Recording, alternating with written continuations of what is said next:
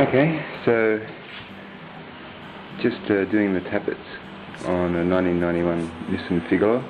It's my first time doing it, and I'd say looks like the head hasn't come off. This top cover hasn't come off the car for many years. So what I did first is this was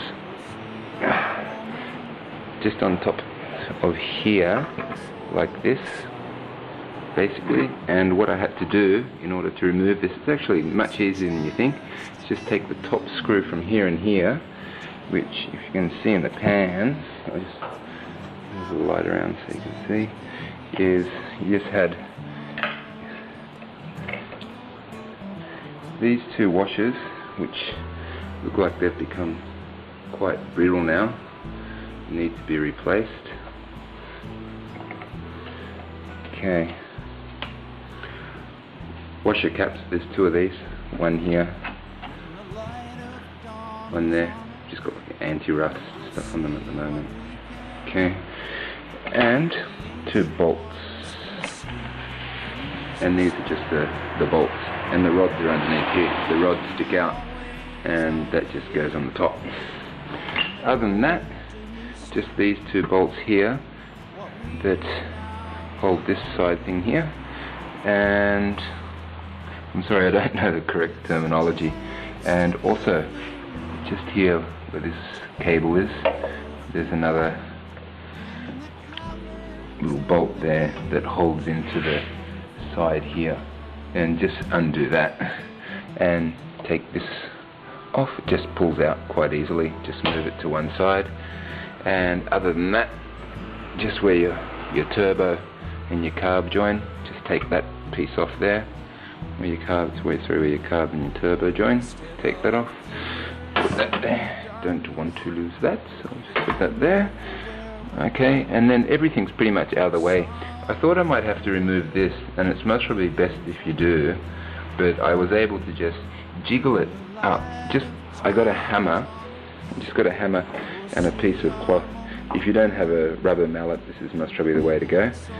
So, Papa-san on UK forums said mallet is most probably, a rubber mallet is most probably best, but I don't have one, so I just used this rag and that, just gave it a slight tap, and then just got underneath it with this thing, which is most probably not a good idea, and just gave it a pip tap lever, and it came out quite easily. And then it's just a matter of rolling it up and then taking it over these bolts and taking it out. Hi! Yeah, and then your cover is off. Okay, obviously I'm in Japan, that's a little visitor coming through. So now if you have a look inside,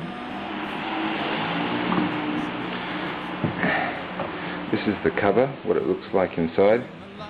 It doesn't look the best. Most probably seen worse. But the seals are actually quite good along the line here, so I most probably won't have to replace these, I don't think. I can see a little bit of wear on that, but I still think that's fine. It's not compromising any seal. Might get in there with a bit of carb cleaner and clean that out and make that all nice again. So anyway, that's that out. Boom. Okay, and just to have a quick look of what we got here. Okay, so we're going to be doing tappet adjustment. So basically these are the things we're talking about right here. Okay, I'm just going to do some cleaning and I'll come back and continue.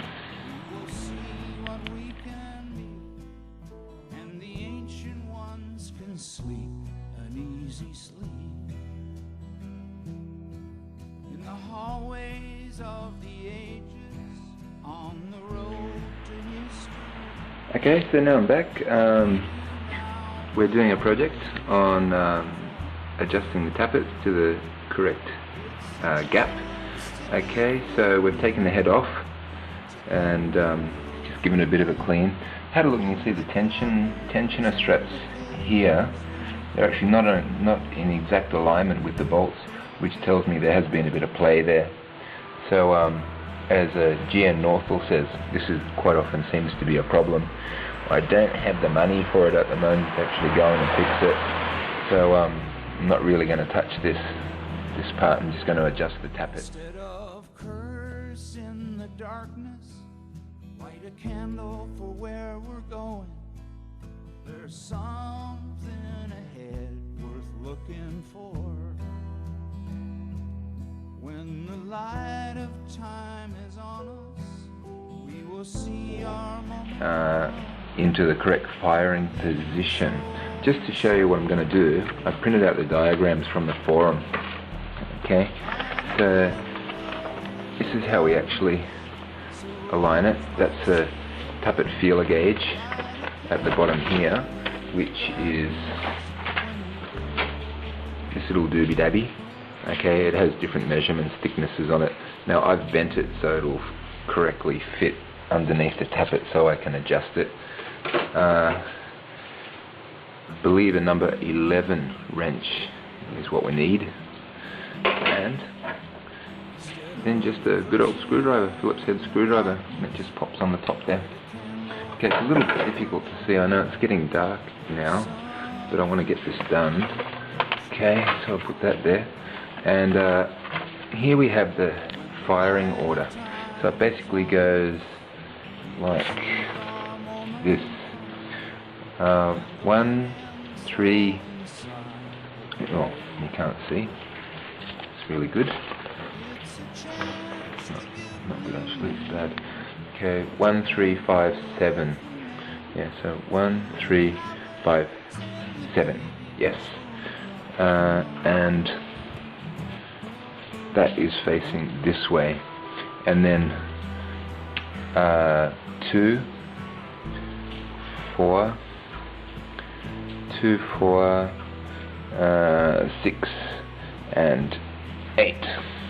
Okay. So what we have to do is align either number 1 when we get the timing belt down here at top dead center to adjust the first set.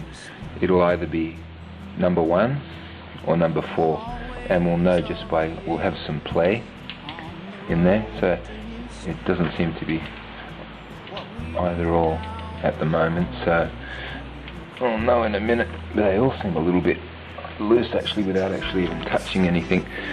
You know, that one's okay, that one's okay.